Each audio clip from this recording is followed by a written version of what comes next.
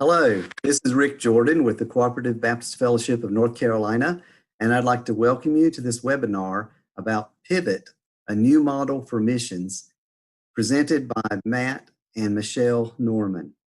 Today's webinar will begin with the Norman's presentation, and if you have questions or comments you'd like to make, you can make them during the presentation. You can scroll your mouse to the bottom of the screen, and there's a little box that'll come up that says questions. One of the little boxes across the bottom. Just click on that and then you can type in your question or your comment. We'll take those during natural breaks in the presentation and also at the end, but feel free to enter them at any time during the presentation. Thanks for joining us today, and we will be recording this and putting it on in our virtual resource library so it can be shared at a later date as well. Matt and Michelle, we welcome you. Thank you. Before you begin your kind of formal presentation, how about sharing with us a little bit about yourselves and family, and you're interested in missions, and I know I'm interested in very much in what you're talking about today, because this is a more 21st century view of missions. But tell us a little bit about yourself, and then you can hop on into the presentation. Great. We're Matt and Michelle Norman. We're CBF Field personnel, and we've been serving in Barcelona, Spain for about the last 6 years. Prior to coming to Barcelona, we served short-term with CBF in the Global Service Corps in Toronto for a couple of years, doing international student ministry. And Matt served in the office in Atlanta, the CBF office as well. Matt has a unique experience because he himself is the MK. Yes, I'm an MK. I grew up in Uganda, in Kampala, Uganda, and then in Athens and Thessaloniki, Greece, where my parents served. And Michelle and I met at Gardner-Webb University in North Carolina. And we were married shortly after we graduated. Great. Our mission experience with CBF began a little bit after Gardner-Webb. And we started thinking about, as we were serving, we started thinking about the idea of Pivot, what became Pivot, when we were thinking, hey, we're doing some work that can be duplicated, and some of the ideas and materials in Pivot kind of found their root. We started thinking, how do we engage in the 21st century when the world is much more connected, and we have to think not only internationally, but also locally when we think about missions. Yeah. We have 2 kids. We'll show you a picture of them in just a minute. Kaden, who is in her senior year of high school, and Aaron, who is in 8th grade. So great to be here today. Thanks for joining us.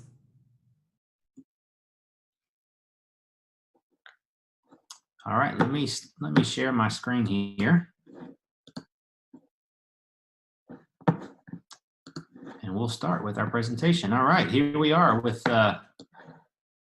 our 2 kids that we mentioned, Caden and Aaron, and they are fluent in Spanish and Catalan here in Barcelona, and love engaging with Pivot teams when we have them, and we enjoy connecting with different people from CBF life that come. But what is Pivot? So Pivot is actually a leadership development resource. And it trains and equips individuals and congregations to think critically about mission engagement, both internationally, regionally, and locally. You may have participated in mission trips before, and as we began to think about missions teams coming to Barcelona, one of our main thoughts was, how do we have teams come? Which we believe short-term teams are really important to the development of the local church. And how do we engage with those local churches that want to come from the States and engage in this very secular environment that can also inform a church's missions experience locally as well? And so from that was birthed Pivot. Yeah, so we've talked about serving in Toronto in the community of Jane Finch, which is also known as the corner of 100 lands, when literally has about 100 different nationalities represented in this small community in the middle of Toronto. And while we were there, we engaged with several short-term mission teams, and we started thinking, what we're doing, engaging with internationals and international students, is not hard. In fact, it's really fun. And it could be duplicated in so many different places across the United States by different churches that are in proximity to universities or centers where there are lots of immigrants and refugees. And so we started asking ourselves, how can we take what our short-term teams are learning while they're here, while they're engaging with us in Toronto, and help them translate it into missions ministry in their own backyard, in their context. And so the pivot concept was birthed from that. Our goal really was to have a missions experience in which teams learn about missions and they engage, and they learn some of the techniques and ways that missionaries think and engage with in their communities, and then take it back home with them and actually be missionaries in their community and with the things that they've learned. So pivot is really the recognition of the fact that churches are engaged in their local community 52 weeks out of the year. And they may engage in a missions experience abroad maybe 2 weeks out of the year, 10 days out of the year. And so we wanted to maximize those 10 days in an international experience where you're really open to learning in a new experience, seeing what God has in store for you in new ways, and maximize that for the other 50 weeks out of the year that the church is engaged in their local community. And so Pivot, for this reason, looks quite a bit different than a traditional short-term mission team. Whereas a short-term mission team, and we're talking in generalities here, not all teams, but in general, they have often traditionally thought of the ways the community that they're going to serve among, the way they need them, what they're going to bring, and how they're going to bring God to this community, what they're going to teach the community. Maybe the people are poor with low material resources, and they want to see that community transformed. Well, the way we've set up Pivot and the missional short-term missions engagement goes from a different point of view, from the idea that we know that we need one another. We know that God is already at work in this community, that the team is coming to learn, because we believe very adamantly that the very small church that we have here in Barcelona in our community has a lot to teach the very large and wealthy churches that we have in the U.S. We believe very strongly that our secular neighbors who are not engaged in a religious faith have a lot to teach our churches, maybe about why they're not engaged. So we want to have teams that are ready to learn, that acknowledge that we are all in need, both the team as well as the people they're serving among, and that God wants to transform all communities.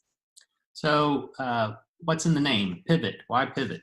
Well, the idea as we were writing this is that we're actually asking people to kind of pivot, change their direction in some ways, maybe start to take just a slight shift and start thinking about how mission is really about accompaniment, how we walk alongside people in communities, and we together try to seek God's transformation in the community. So that's where we come up with the name.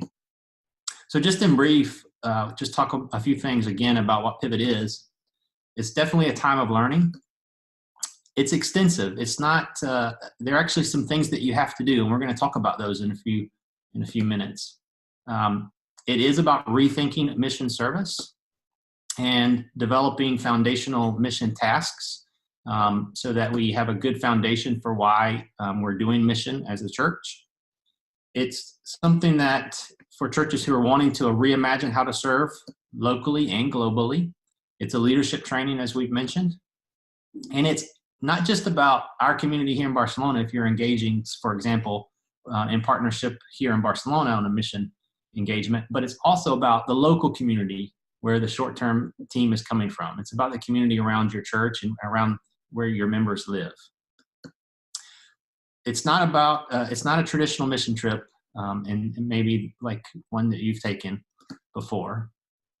We definitely try not to do things for others that they could do for themselves in this type of mission engagement. Really approaching an asset-based approach to missions. We'll talk a little bit about that. And we understand that it's not for every church. It's fine. There are some churches who are ready and want to think through these, and maybe they're at strategic planning moments in their church's life. They're wanting to rethink mission service, and that's great. And it's not an international trip that we really focus on service, like we said, to help others. It's a really different way. So let's give you an overview of Pivot. Like we just said, it is an extensive program, and so it requires a lot of commitment from the churches that choose to engage. And it begins in the preparation or the forming part of the missions experience, which is actually a 3-month preparation where you engage with the book, you read it, you have 6 different unit studies, and it's a really important time to begin to think about how a church engages in mission.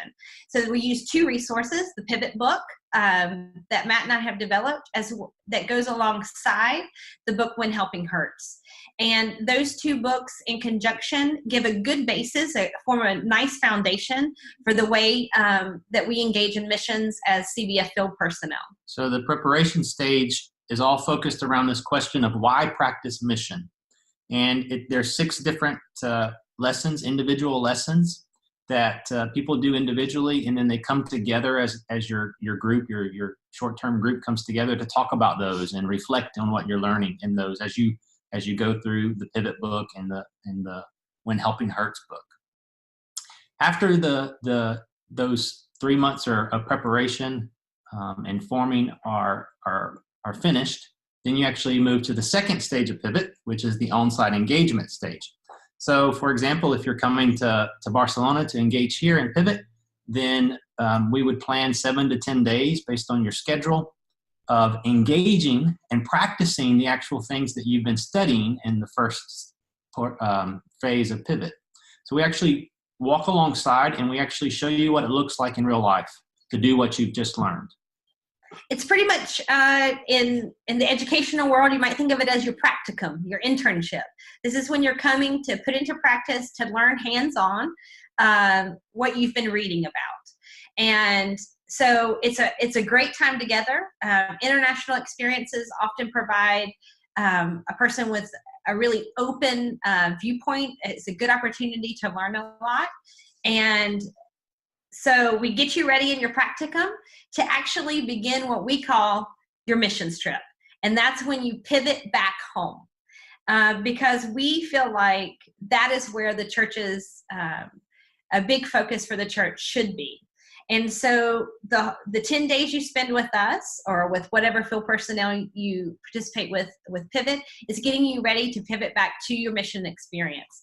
And that is when you go back to your home and to your own community and you again put into practice some of the things that you learned about in the preparation phase, that you did in your internship, your on-site engagement phase, and now you're going to do in your local community and help you begin to form as a church and vision and how you engage in missions in your local community. You'll notice that each phase is connected to forming or engaging or visioning. And that language might be familiar to some of you. It's the same language, the same cycle that the CBF Dawnings process uses. And Pivot follows the same cycle of formation, spiritual formation, engagement, and then visioning cycle that Dawnings does. So if any of you have done Dawnings in your churches, then it connects really well as a missions component out of Dawnings that you could use Pivot going forward. So let's look a little bit more deeply at the actual core components of Pivot and talk about what you actually do. So you see this picture on your screen right now, and this is actually in our community where we live in Sant Cugat, in the Barcelona province.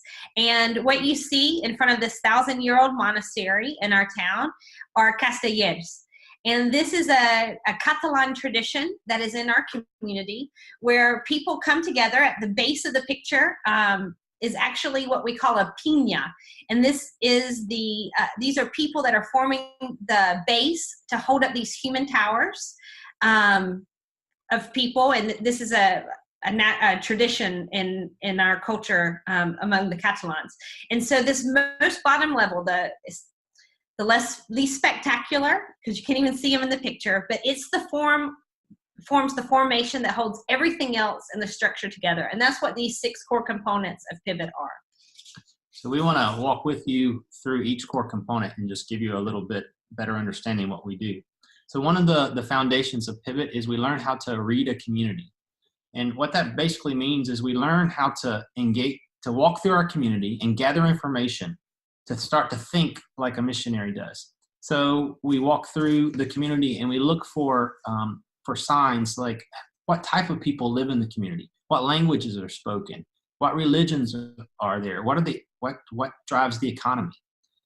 We try to gather clues and see if we can determine what does success mean like for this community. So we start to gather a picture of who's in the community, what the success markers are, and get an idea of the culture of the community and the history of the community.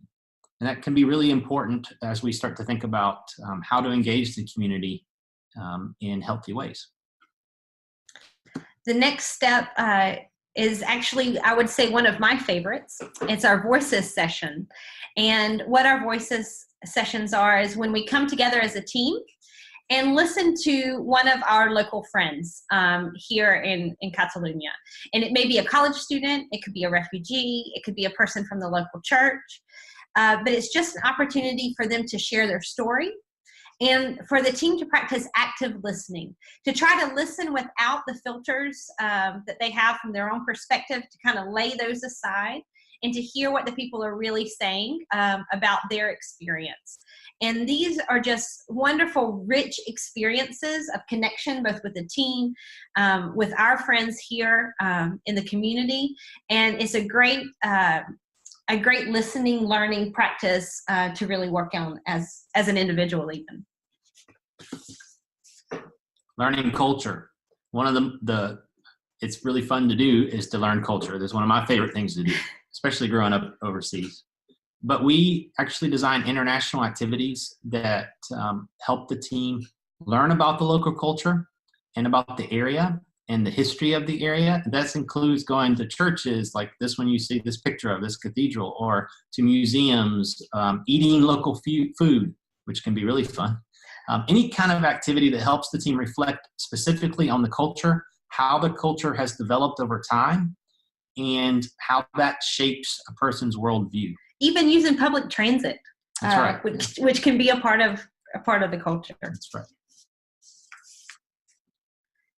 We also hope that most of our teams have an opportunity to stay over a Sunday so that they have opportunity to worship in a local community of faith. We generally do that in another language and without translation. And we do that for a number of reasons, because one, we think that it's really important that a team understand what it is to be in another culture where you don't understand. To see the communication that takes place even when you don't know the language, the ways that we can all worship together even when we have trouble communicating verbally with one another. We also think it's really important. So oftentimes our mission teams go and they lead in a worship experience. But what we always want our teams to do is to worship in a local worship experience so that they can have the experience of participating as worshipers rather than leading and trying to teach and just learning from that experience. One of our major rules for Pivot is that we will not, as a team, we will not lead out in any service project. So, which means that we come alongside people that are already doing ministry locally with the goal of participating with them so that we can experience what it's like to serve in a different culture. Sometimes that means that as you're serving, you're going, oh, we could do this much more effectively or much more efficiently. That happens a lot, actually. Yeah. But that's the whole part of the process, is to try to walk alongside those people and who are serving, and to see how they do things, to experience how things are done in different ways in different cultures with different understandings of efficiency, so that you can start to think about how that fits with the culture that you've learned about how it fits with what you've read about the community, how it fits with the way people worship here. And you start to mend all those things together in a network kind of way, and see how best to walk alongside and engage people here with good news, but also ways to engage them that could be long-term and sustainable. And so it all fits together with the whole purpose of really starting to think about how are people in your community different? How are there different cultures in your own community where your church is, and how can you do these same things where you are? Which is a really important thing to reflect on, because often our communities are changing around us. And if a church has been in a community for 25, 50, even 100 years, the community has changed around it. And sometimes it's difficult if we live in a community to see fully all the changes that take place. We may be aware that changes have been made. And so when we go and we do this in our own community, it gives us a new view of the community, a new understanding of the community, and a new appreciation for our neighbors in the community. So what we're talking about really is starting to form a map. All these experiences really start to form a map, and that's where asset mapping comes in. It's a particular way of learning how to explore a neighborhood and to see it from an asset-based perspective. In other words, what are the resources that this community has? A lot of times when we enter into a community, or we think about doing ministry on missions or in our backyard, we always ask, well, what are the needs? And this asset mapping actually says, let's don't focus on the needs, let's focus on the resources. And the resources can be people, it can be institutions, it can be a number of different things. But we walk a neighborhood with the team, and we asset map, and we talk about what that means and what it means to discover resources. And then how do you engage those resources so that the people in the community are discovering and learning what the assets are in the community. Many times they already know. But they're being, instead of saying, hey, what do you need to them? You say, hey, what are your dreams? What are your hopes? What would you do to meet this dream? How would you come together as a community to achieve this hope for your community? And this is what we have. Let's make a map of what we have, the resources, and let's see how we can get there. And that's the asset-based approach. And that's what one of the things we learned how to do in Pivot. So how do you get started with the Pivot experience? First of all, I think it's really important to think about who might be ready for a Pivot experience. As we've said before, it's not for everyone. It's not for every church, not for every group. But it's really useful in small groups, maybe a missions committee of a church, lay leaders, a college group. We've had CBFNC staff come and do Pivot, seminary students. So there's a number of people that might be appropriate for a Pivot group. But a key for us, particularly in our context, it might not be the same in all Pivot contexts, but in our context is that it's a small group. It's really important that it's a small, close-knit group that's willing to make the commitment to this long process. One really exciting group that we had come was a church that actually invited one of the local ministries that they had an engagement with, a partnership with. And so a staff person from the local community ministry that they had a partnership with came as a part of the team. They went through the entire process together, and it really helped them grow that bond and start to understand how to speak with each other so they can engage more efficiently with each other in their own community. So that was a great way. It's really, for us, we think it's an excellent idea for any small group, any church that's engaged in ministry with another organization to consider having one of those people come along and go through the process together. It was a rich experience, and it provided some insight outside of the church's cultural context from their ministry partner. It was a beautiful, beautiful experience. So how do you actually get organized to start Pivot if you're interested? Well, there is actually a leader's guide that you can download, and there's a website. This is the web address you see here, cbf.net/pivot. We'll take you to the website where you can download for free the Leader's Guide. There's also a PDF download for free of the Pivot book if you want to download it as a PDF. You can also order actual hard copies of books there.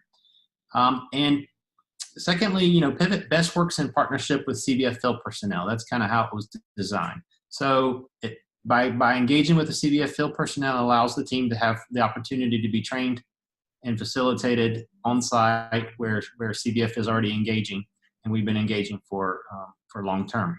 It also, the Pivot book is set around the principles of the way CBF field personnel work, and not all missionaries in all contexts engage these same principles, but they're principles that CBF field personnel are passionate about, and so it works really well in concert with CBF field personnel.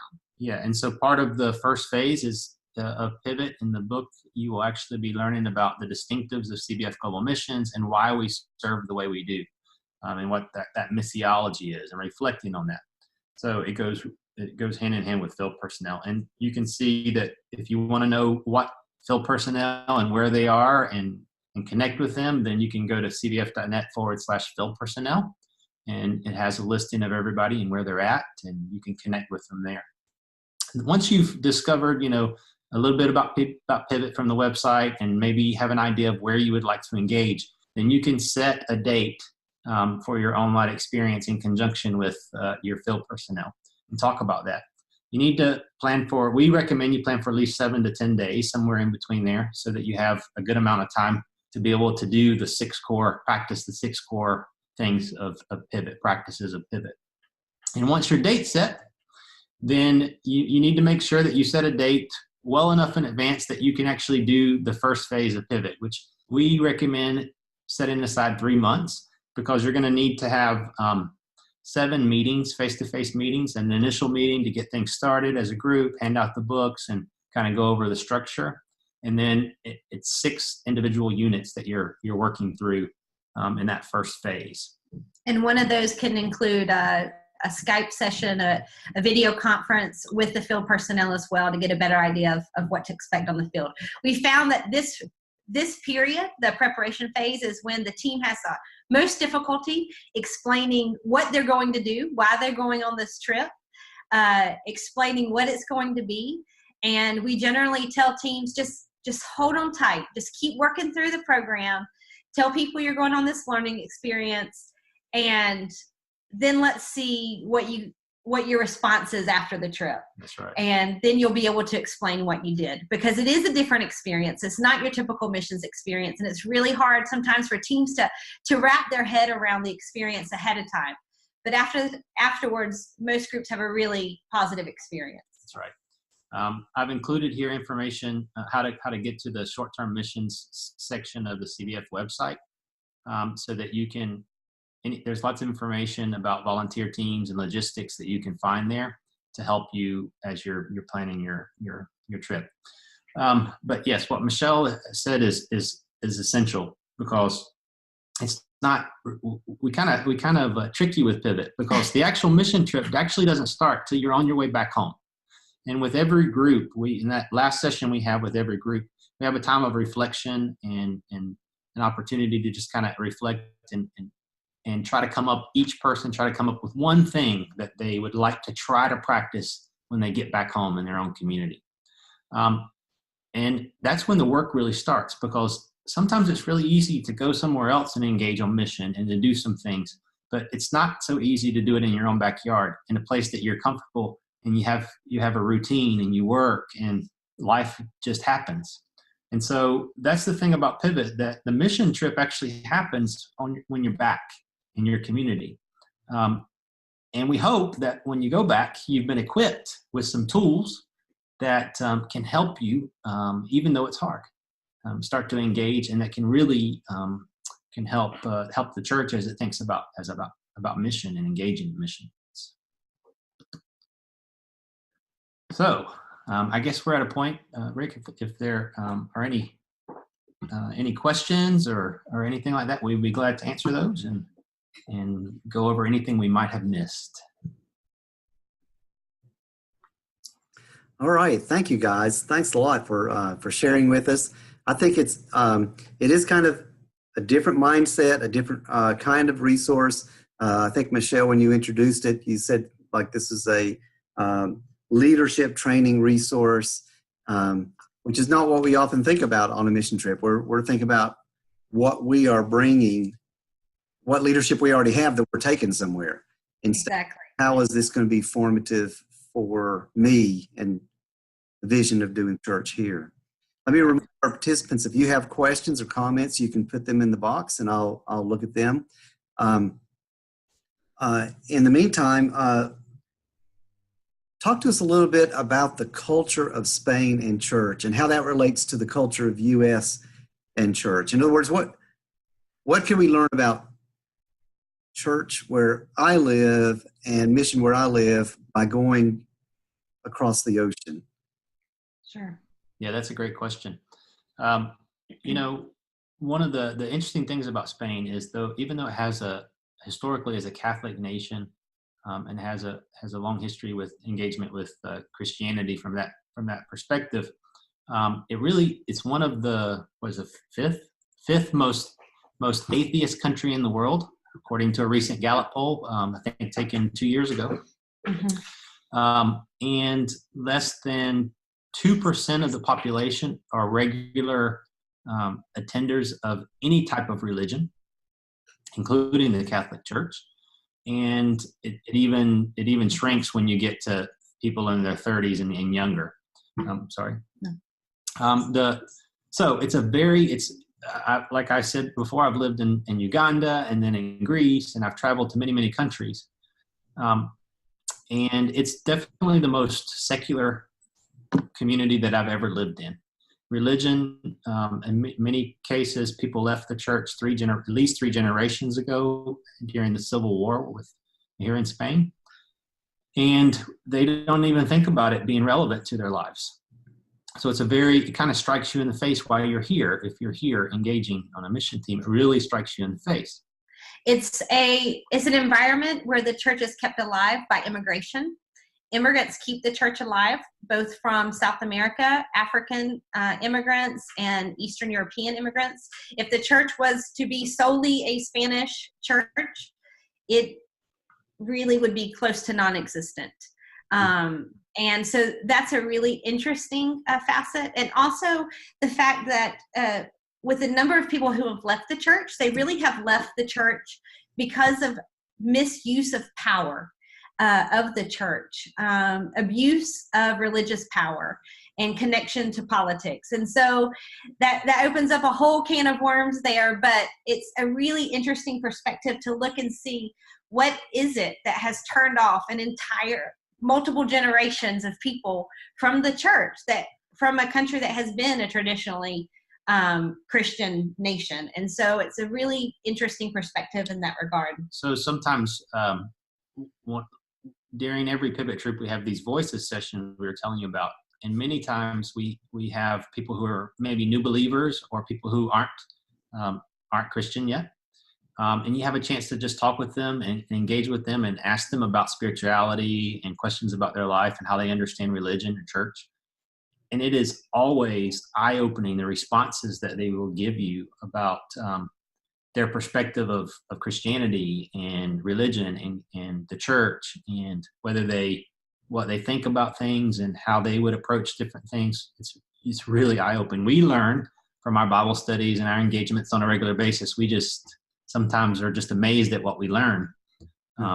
People who didn't grow up in a church culture, and they don't have so therefore they see things in a very different way, including Scripture.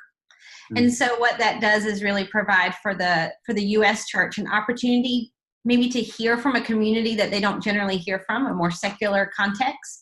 And as the U.S. becomes more and more secular, which I know it's making leaps and bounds in that direction, but it's nowhere near what we experience here in Spain, but an opportunity to begin to think about how the church might engage in the things that the church does that they might not even from their church context, from our very church culture, think about that is creating barriers to people outside the church.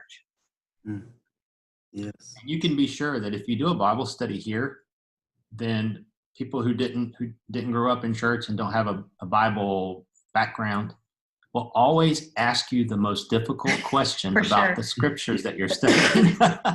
For sure. Sunday school answers are not accepted.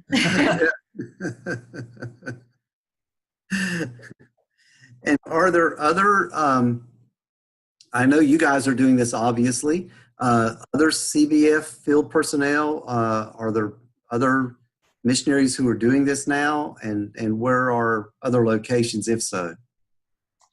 Yeah, so some of our, well, actually in southern Spain, we have the Aldapes who are in Albacete, who are preparing for pivot trips right now.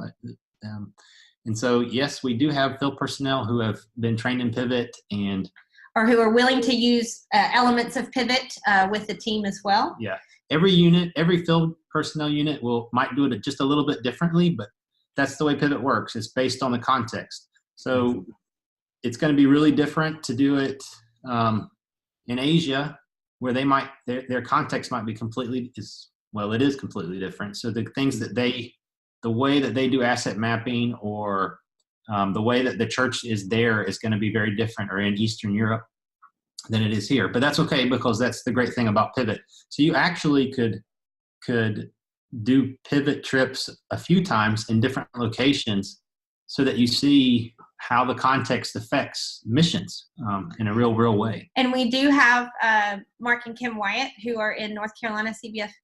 They're CBF field personnel who have done a pivot trip here in Barcelona. And so if a church is not ready to do an international trip, but one of the experiences of pivot, they could do it with someone like Mark and Kim, who understand what pivot is and know about engaging churches in their local community with really outstanding models. And that's another opportunity as well. That's right. Yeah. And the book title that you mentioned is an intriguing title itself, When Helping Hurts. And can you say just a word? I know you got whole units that are based on that, but a word about what that means and how it would affect a mindset about missions. Sure, yeah. So that book is a great resource. It basically, like the title says, it asks the question, what happens if in trying to help, we actually are hurting? And so it stops and asks that question, with so many, the fact of the matter is there's so many churches engaging in short-term mission that the authors of the book ask the question, let's make sure we're not hurting by engaging. And not only hurting in different cultures and different communities around the world, but also hurting ourselves as churches.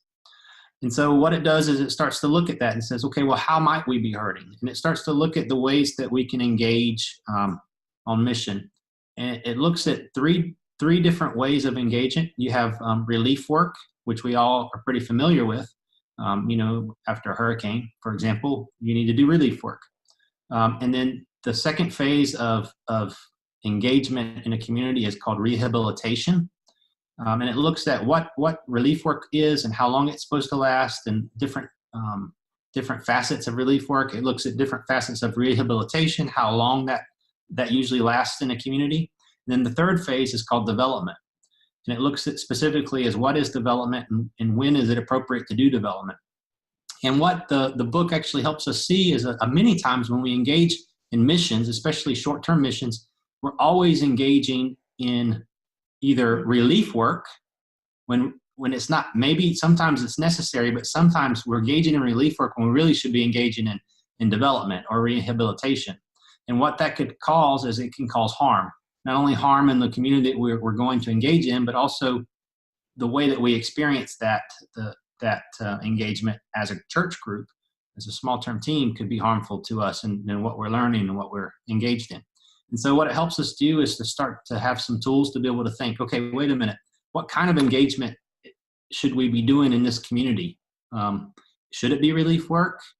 It's fine if it is, but let's make sure that that's what it needs to be. Or should it be development? Or should it be rehabilitation? Or for instance, Spain has very, very high unemployment.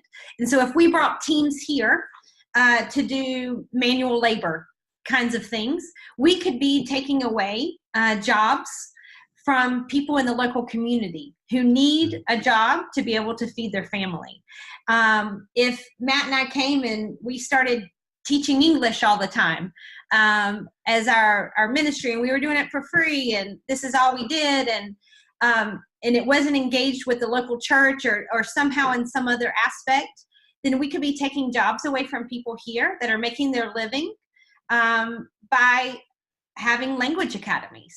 And so it's going a step further and thinking about, okay, if we do this, what are the consequences of what we do? Yes, we can provide a free resource. We might be able to help in this short term, but is it in the long term causing additional harm? And so that's one of the great questions of when helping hurts. Mm-hmm.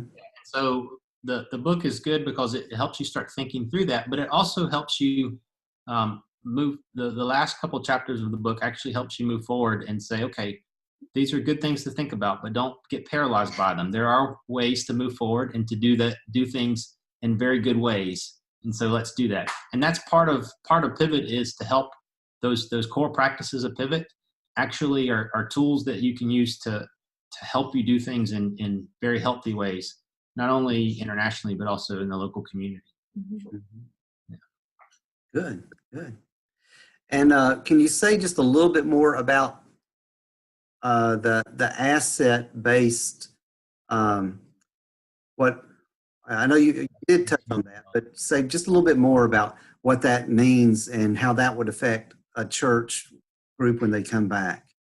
Yeah, sure. So, when we look at things from an asset-based perspective, it is a little bit of a shift, because so many times and just in life in general, we start from a needs-based perspective. It's just a kind of how we've been, have done things for so many, many years. So an asset-based approach helps us start thinking about things from a resources perspective. And, that's the great thing theologically, is that we believe that God's given us what we need to be able to do what God's called us to do. And so we have resources in our midst. And so it helps us start to think about those, which helps us start to see how God's already working in our midst. Mm-hmm. And it also helps develop sustainable ministry, particularly when you're looking at missions that is far away. If churches are always bringing over things and money to help a local church or something, well, how is the church going to be able to function on their own when the group is gone? And so what an asset-based approach does is tries to think in sustainable ways, tries to think about what resources are here, what resources are sustainable, and perhaps there are places where we need to come alongside and bring up or support local resources. But it really is a more sustainable approach to ministry. So it might mean it's small, it might mean it's slow, but it always means that it relates to the cultural context in which it is ministering, which is very, very important. So a tangible example might be, instead of coming in, like Michelle and I, instead of coming into this community that we live in and saying, hey, we would like to do this project, and we're going to start it out by giving money for the first 2 years, and then thereafter it's going to decrease until you own it yourself and you can fund it yourself. An asset-based approach would come alongside the people and say, hey, so who are you? And tell us about your community and your culture and how things are. And then as we get to know people relationally, it's, so what are your hopes and dreams for the community? What do you how would you like to engage in your community in different ways? And then it's their ideas that we say, well, if we can help you think about how to do that more fully, if you would like, and then we shape a project together. So it's not our idea for the ministry project, but the ministry project emerges from the conversation and from the relationships in the community. Once that emerges and it has group ownership, then Michelle and I could something could happen. We could not be in the group, but it's still owned by the group, because we're just part of the group. I think a great example of this is a ministry project that Matt worked with a local project to get going in a neighboring community, the Espace Sopen. Yeah, one of our church partners here, the church had been talking about doing homeless ministry in the community where they have a homeless problem. And so they had lots of different ideas. And finally, we said, hey, the pastor and I were talking, and I said, hey, why don't we take a group from the church down to the city hall, and let's ask City Hall, what are you doing with homeless ministry? Do you have any ideas, and can we engage? And so we did that, and we just asked. We said, we're here to help. We would like to help, but we don't know how. So do you have any ideas? So what emerged from that was that it took about a year for this to happen. But what emerged from that is a homeless ministry. We feed the homeless twice a week. The City Hall actually gave a space in the center of town, free of charge, to the church. It's a kitchen, has its own kitchen. They can cook the food. The City Hall said, hey, we have schools that have extra food that they don't eat. We'll gather that for you and bring it. We'll give all your volunteers training on how to prepare the food correctly so that they're certified and can do it correctly. And we'll also train all of the volunteers. If you'll coordinate the volunteers, we'll train the volunteers on all the services that we can offer the homelessness, because you're going to be building relationships with them. And then you're the face that builds trust and that can connect them to the proper services so that they can get help. And so now the church doesn't have to pay for anything. All they have to do is coordinate volunteers. This is a church of about 25 to 30 people on every Sunday that now has a twice weekly homeless ministry that is in conjunction also with people that are not involved in the church. And so more than half of the volunteers come from outside the church. The church is one of the faces, one of the main partners of it, but they're now engaging with the church. They're building trust with what it means to be a Christian in our community, and with the pastor who's there regularly. And so not only is it a ministry to homeless, it's a ministry to the greater community that says, hey, we are Christians and we care about our community, and we want to engage in partnership with our community. So they have 48 volunteers on a regular basis, and the church is only about 25 people large. So that's amazing. Yeah. One of our participants asked about another resource, if y'all are familiar or use it, called Toxic Charity. Mm-hmm. Yes. Toxic Charity is similar to When Helping Hurts, written by the Lipton Center. So you can use it. Pivot specifically works within When Helping Hurts. But if your group has already read When Helping Hurts, you could actually substitute a book like Toxic Charity to go alongside Pivot, just kind of using that book instead, for the initial phase. We also have a participant asked, how can we use the Pivot approach in United States communities that have a very large poverty condition? Yes, so Pivot can be used.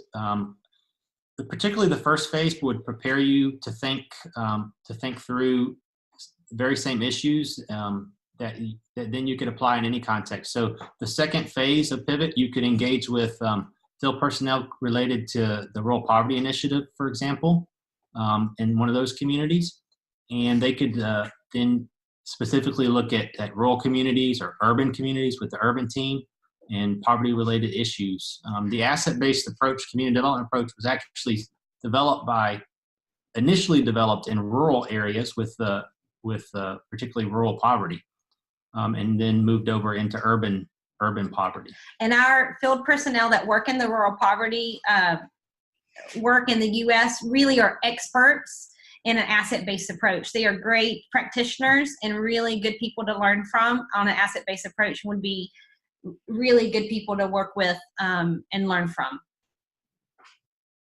Great. Well, that's all of our questions or comments that we have. I want to thank you guys so much for what you're doing over there and what you're doing to influence the church over here as well. And thank you for creating this Pivot resource for us. Thank you. Thank you.